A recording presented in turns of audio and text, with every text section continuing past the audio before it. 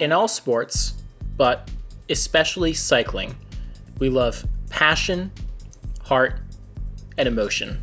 So when a rider like Julian Alaphilippe comes onto the scene, we are immediately fans. For many, it was 2016 when he first drew major attention, winning the Tour of California, taking a stage win in the process. That same year came with a handful of top fives in various stages at the Tour de France. There was a fourth at the Olympics and a second at the European Championships.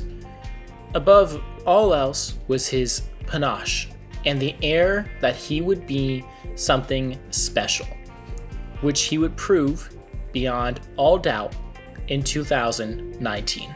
Alaphilippe opened his season that year at the Vuelta a San Juan, a week-long stage race in Argentina that continues to become a favorite of riders targeting the opening spring season. He came away with 2 stage wins, one on a hilly stage 2, and critically, a time trial on stage 3. It was a month later, on the white roads of Tuscany, where Alaphilippe showed just how good he'd be this season. After he and Jakob Fuglsang broke away from the rest of the leaders, in the final kilometer, they were joined by Wout van Aert. All that remains for the trio is a steep climb into Siena, and with 600 meters left, the slope reaches its max percentage. The fans are squeezed in between the metal barriers and the ancient buildings, cheering on the gladiators on the way to the arena. A Fuglsang attacks first, a former Criterium Dauphiné winner, and this puts the nail into Van Aert's coffin. And for Alaphilippe, it's a move he can easily go with. He matches Fuglsang's pace, dancing on the pedals in front of the cheering onlookers. They make a right-hander, cresting the steepest part of the climb. All that's left now is a slight rise, a few narrow corners, and then 50 meters downhill into the town center. Positioning is absolutely critical here, which Alaphilippe is well aware of, attacking right before a left-hander, just enough to take over the lead. As he exits the corner, he glances back. A bike length has opened between the two. This is no time for hesitation. He continues to push the power onto the pedals, using as big a gear as he can manage through the corners. Into the town center now, and like the gladiator in the Colosseum, pounding his chest, Alaphilippe takes the biggest win of the season so far. 2 weeks later, and we're racing in Italy at Milan-San Remo, the longest monument of the year. This is a chance at redemption, in a way, for Alaphilippe. Just 2 years ago, he was agonizingly close to winning. The 2017 edition of the race came down to a 3-up sprint between Julian, Peter Sagan, and Mikel Kwiatkowski. And Kwiatkowski won by less than a wheel, and Alaphilippe settled for the last step on the podium. He really never had a chance to show himself in 2018 either. So this is a new chapter in the story. As always, the race exploded on the final hill of the day, the Poggio. A quick step is hammering the pace, trying to shed as many pure sprinters as they can and provide a launch pad for Alaphilippe. The pure sprinters, like Dylan Groenewegen, begin to drop off the back, but it's at 6.3 kilometers to go where Alaphilippe makes his move. He was made for climbs like this, with quick acceleration being the deciding factor. And he can't get away completely. Almost no one ever can on the Poggio, but he does split the race. And there's now just a group of 8 on the front that will battle for the win. The bad news for Alaphilippe is that it includes Sagan and Kwiatkowski, and memories of 2017 are surely swirling in his brain. Also here is the phenom Van Aert, who could pull off an incredible win and get a huge start to his road career. With 1 kilometer to go, the group has increased to 11 men, and honestly, any one of them could win. One of the beautiful things about Milan-San Remo. Half a kilometer to go, and everyone is looking at each other, all a bundle of nerves and exhaustion. Sagan is at the front, looking over his shoulder. Alaphilippe is right on his wheel, and then instinctively, everyone decides that now is the time to move. It feels so early, and then Kwiatkowski starts picking up speed towards the center of the road. But this time, Alaphilippe doesn't even need to throw his bike.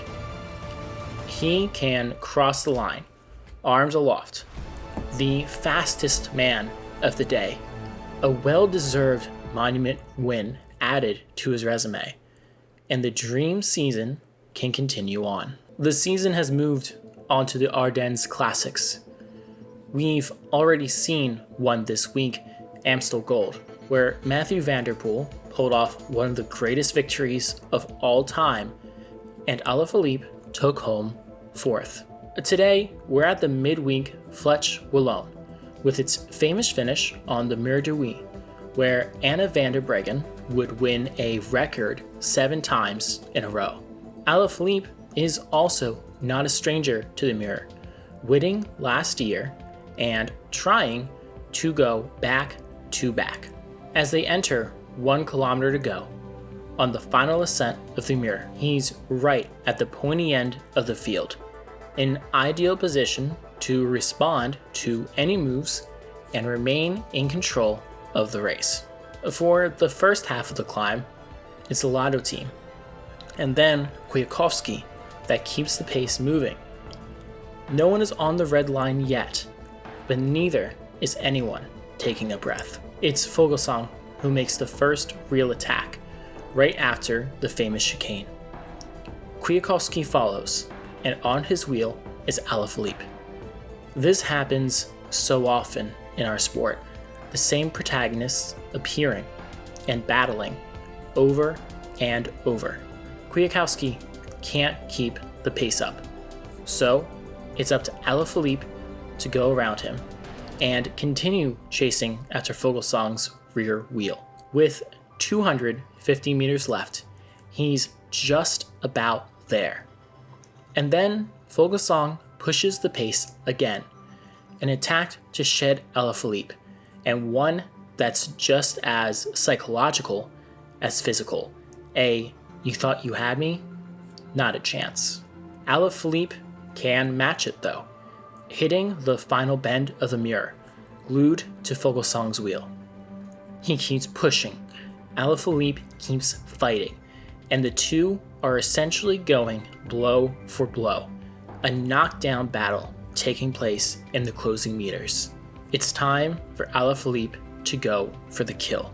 He hits the front, and now Fuglsang is on the defense, but he's holding the wheel, grimacing, fighting in the saddle as Alaphilippe pushes every bit of power he has left through the cranks, and he can punch the air in celebration, winning by just half a wheel. For any rider, the year thus far would have been an incredible career, let alone doing it in the same season. But there's still one huge event left to discuss. The biggest race of the year for anyone, doubly so for a Frenchman, especially one that took home 2 stages and the King of the Mountains jersey like Alaphilippe did last year. The expectations for repeated success are high, as they always are from the French public. It would only take 3 days for success to come. It's stage 3, a hilly one, with just 16 kilometers to go, and we're approaching the summit of the day's final climb. Tim Wellens from Lotto is holding on to a scant 14-second lead, one that is falling fast. And then Alaphilippe strikes from the peloton. He's dancing on the pedals, riding away from everyone, and the home crowd loves it. He catches Wellens in a few seconds, and then Wellens pulls over, a mechanical taking him out of the lead. This means Alaphilippe will now have to do the rest of the stage completely solo, no help, spending the next 15 kilometers on the front, solo, extending the lead up to 30 seconds. The time matters because the yellow jersey is on the line. See, yesterday was a team time trial, one that Alaphilippe's Quick-Step team took third in, putting him in 11th overall, just 31 seconds behind Mike Teunissen, who's in yellow, and only 21 seconds behind the rest of Teunissen's team Jumbo-Visma, which means as Alaphilippe battles the final few rollers, he's putting himself into the lead of the Tour de France.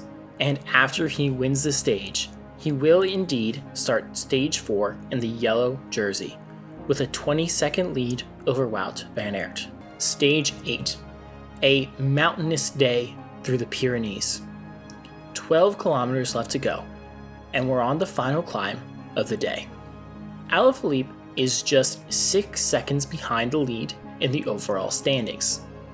At this point, the current overall leader, Giulio Ciccone, has been dropped. So Alaphilippe is virtually leading the overall, but he wants more time. He attacks out of a hairpin, Pinot following, and the two crest the climb, Alaphilippe taking a 5-second time bonus at the top.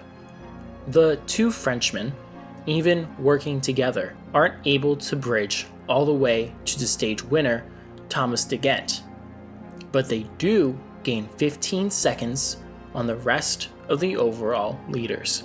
Alaphilippe is back in yellow, which he'll get to wear tomorrow on Bastille Day. And the French public is beginning to do something dangerous. They're beginning to believe. Stage 13. Today is the 100th anniversary of the yellow jersey, and Alaphilippe is still wearing it. He's got a minute and 16-second lead over Geraint Thomas, whose teammate Egan Bernal is in third. Today, that might change. It's a 27-kilometer time trial. This is Thomas's domain of expertise. It is a day full of rolling hills, so it could be enough for Alaphilippe to hang close. Thomas leaves the start house. He's won a time trial at the Tour before, and no one would be surprised if the Welshman can do it today. And now, glowing, resplendent in yellow, it's time for Julian Alaphilippe to take on the day. He will be buoyed all the way through by the fans, and you can hear the roar as he gets underway. At checkpoint 3, 21.9 kilometers into the stage, Geraint Thomas has set the fastest time. Alaphilippe has gone very fast so far, taking the fastest times at checkpoint 1 and 2, but has he been able to hold it? He looks very, very comfortable on the bike, pushing a big gear, smooth and comfortable in his body language, even if his face is contorting. Checkpoint 3, Alaphilippe is ahead by 5 seconds. Not only is he going to keep yellow, he might win the entire stage. The projected finish times appear. For Thomas, the algorithm says 35:07. For Alaphilippe, 35:04. Alaphilippe is surely no longer thinking about just a stage win at this year's Tour. He's thinking about winning the whole damn thing. Geraint Thomas comes up to the line in 35 minutes and 14 seconds, a new fastest time. The crowd is losing their minds as Alaphilippe attacks the final incline on the way to the line, as if the the previous 26 kilometers didn't hurt one bit. He keeps dancing out of the saddle, flying around the final corners, tongue out, pouring everything he has into the bike, and he wins the stage by 15 seconds. The next day, stage 14, a finish atop the Col du Tourmalet. If Alaphilippe can hang in here, the amount of days he has to worry about will be drastically decreased, and with just over a kilometer to go, he's in the lead group, but Thomas is getting dropped, the defending champion losing more time. So Alaphilippe is now extending his gap. The pack slows down, watching each other. A few seconds of respite. Alaphilippe will again stay in yellow, and he's going to extend some time gaps. But he could also win today. It's Pinot who attacks and takes the stage, but Julian still takes second, and now has a 2-minute lead in the overall standings. It's stage 19. Today was supposed to have a climb of the Col d'Iseran, a descent, and a final climb of the Monti d'Igtangs. That didn't happen. On the hors category climb of the Iseran, Alaphilippe cracked, unable to follow an attack from Egan Bernal. Concerning, sure, but there's a lot of race to go, a descent to recover climb on, and the final climb suited Alaphilippe more than this one. Then commentary mentions that there were hailstorms on the descent, a continued extreme weather event that's been impacting the roads on the final climb. Alaphilippe is battling, and he crosses his climb 2 minutes and 7 seconds behind Bernal, and he has to pull back about a minute to keep his yellow jersey. We know he's brave, so risking life and limb on a descent is not a foreign concept to him. Meanwhile, the hailstorm has coated the bottom of the final descent in ice and sleet and snow. A single solitary snowplow is trying desperately to clear the roads before the arrival of the race. And then the stage is canceled with 29 kilometers to go, but the time gaps are taking at the top of the last climb. This means the yellow jersey is now on Bernal's shoulders, but the riders are still racing, no one really knowing what's going on for a few minutes.